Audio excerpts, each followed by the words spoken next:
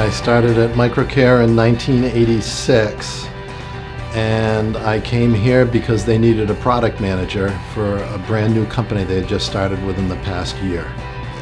When it's a small company, you wear a lot of different hats.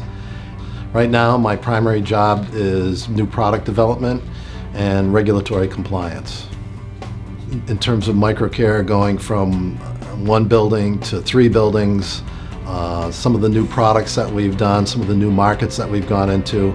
But for me, the biggest part is that we've created a good place for people to work, and they go home and they support their families and they buy homes and cars and send their kids to school. The fact that we're still here after 35 some odd years and providing a good job for a lot of people, that's a big shining moment for me.